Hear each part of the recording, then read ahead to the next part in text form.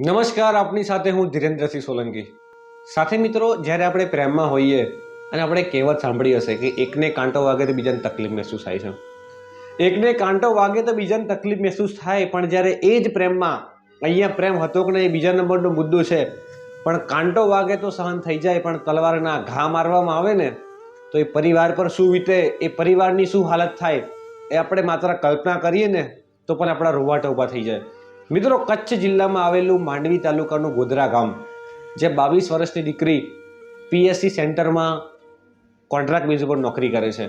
ઘણી બધી આશાઓ છે, ઘણી બધી અપેક્ષાઓ છે, અને જ્યારે એ છોકરીને તલવારના ઘા મારવામાં આવે છે અને એને મોતને ઘાટ ઉતારી દેવામાં આવે છે. આ છોકરીના પપ્પા 8 વર્ષ પહેલાં કોઈ બીમારીવશ અવસાન પામે છે. સવારે 5:30 વાગે ઘરેથી નીકળે છે, 6 વાગે બસમાં બેસે છે અને નોકરી જાય છે, અને સાંજે 4 વાગે પરત આવે છે. રોજબરોજનો શેડ્યુલ હતો.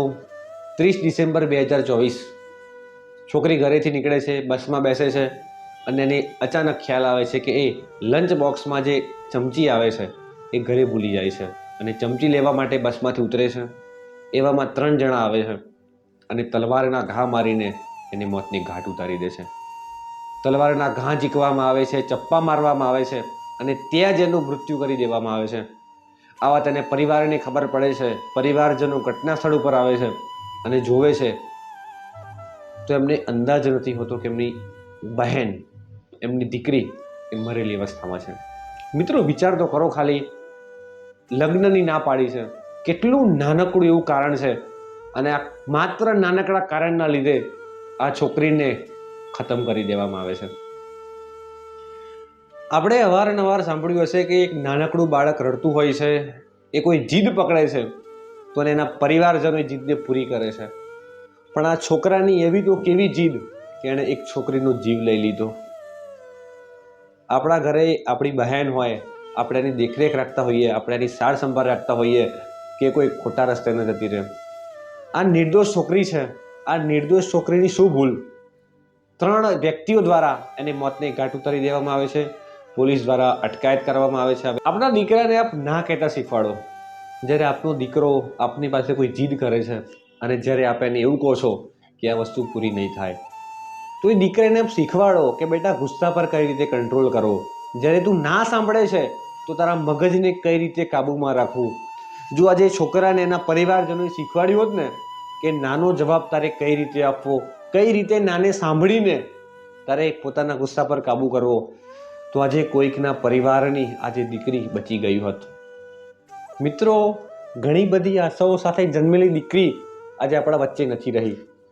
એના વિશે ઘણી બધી મિટિંગો થશે, ઘણા બધા આયોજનો થશે, ઘણી બધી ધરણાઓ થશે, પણ જ્યાં સુધી આપણું કાનૂન, જ્યાં સુધી આપણું ન્યાયતંત્ર મજબૂત નહીં બને, ત્યાં સુધી આવા ને આવા નબીરાઓ પેદા થતા રહેશે, આવી નવી ઘટનાઓ બનતી રહેશે. હું આપણે ફરી એક વખત કહું છું, આપ સમાજને બચાવવાનો એક પ્રયાસ તો કરો. આજે એક બેટી નથી ગઈ, બેટીના ઘણા બધા સપનાઓ હશે, એ સપનાઓ તૂટ્યા છે. આજે પરિવાર અંદરથી તૂટી ગયો હશે. આજે દીકરીના પપ્પા નહોતા, એનો પરિવાર કઈ રીતે જીવતો હતો એની આપણે કલ્પના પણ નથી. તો આપણે બીજાનું દર્દ, બીજાની તકલીફ શું મહેસૂસ કરી શકવાના? આના પર ઘણું બધું મિટિંગો થઈ છે. આના વિશે સામાજિક આગેવાનોએ શું કહ્યું એ આપ સાંભળો. આજ રોજ ગોધરા ગામ ખાતે, માંડવી તાલુકાના ગોધરા ગામે જે એક બનાવ બન્યો, જે ગુજરાત નહીં પણ ભારતભર માટે એક શરમજનક બાબત કહેવાય કે એક દલિત સમાજની દીકરી જે પોતાની નોકરીએ જવા માટે જતી હોય અને સવારના 6 વાગ્યાના સમય ઉપર એક નરાધમ અસામાજિક વ્યક્તિ દ્વારા આવી અને એટલી હદે ક્રૂરતાથી એવા હથિયારો સાથે એને જ્યારે મારી નાખવાનું કૃત્ય કરવામાં આવતું હોય, તેનામાં પણ દીકરી નિર્દોષ હોય અને એને મારી નાખ્યા બાદ જો પોલીસ પર ક્યાંક ને ક્યાંક એનામાં કચાશ કરતી હોય તો સમગ્ર અનુસૂચિત જાતિ સમાજ અને સર્વે સમાજો, જે ન્યાયપ્રિય સમાજો છે, એ ક્યારે પણ સાખી નહીં લે. આજે અમે ગોધરા ખાતે એ દીકરીના ઘરે, એ પીડિત પરિવારના ઘરે આવ્યા છીએ. એ ગૌરીબેન આજે એમની ઘર જ્યારે મૂકી અને પોતે જ્યારે મૃત્યુ પામ્યા છે ત્યારે આ ખૂબ ભયાનક બાબત છે. સમગ્ર સમાજમાં રોષ છે અને અમે સર્વે સમાજના આગેવાનો સાથે મળી અને એટલી જ માંગ કરીએ છીએ કે સાહેબ, આનામાં કચાશ થઈ તો ચોક્કસપણે કચ્છમાં એટલી હદે આંદોલનો પેદા થશે જેનો તમને કોઈ અંદાજો નથી. અહીંથી અમે પશ્ચિમ કચ્છના એસપી સાહેબને જણાવીએ છીએ, કચ્છ જિલ્લાના રેન્જ આઈજી સાહેબને પણ જણાવીએ છીએ કે સાહેબ પોલીસે થોડી ઘણી નાલાયકી કરી લીધી છે. સવારના જ્યારે 6 વાગે જો એ પોલીસ એવો બનાવ કરી અને જે પણ નરાધમ છે એ ભાગતો હોય અને 7 વાગે એવું એનું નિવેદન 4 વાગે આ હોસ્પિટલમાં આપતો હોય કે 7 વાગે મેં દવા પીધી ને 4 વાગે એ પોલીસ હોસ્પિટલમાં દાખલ થાય છે, તો આટલા કલાકમાં એ જીવ્યો કેમ? અગર એને દવા પીધી છે તો આટલા કલાકમાં એ જીવ્યો કેમ? પછી એની સાંજે પોલીસ દ્વારા સત્તાવાર જાહેરાત કરવામાં આવે છે કે આપણા દીકરાને આપ શીખવો કે અન્ય છોકરીઓ સાથે કઈ રીતે વર્તન કરવું. આપણા ઘરે પણ બહેન છે, આપણા ઘરે પણ દીકરી છે. આ વિડીયોનો અંતમાં હું આપણને એ જ કહેવા માગું છું કે આ ઘટનાની તટસ્થ તપાસ થાય, પરિવારને યોગ્ય ન્યાય મળે અને જે ગુનેગાર છે, જે આરોપી છે, એમને કડકમાં કડક સજા થાય અને આવું ઘટના ફરીવાર ન બને.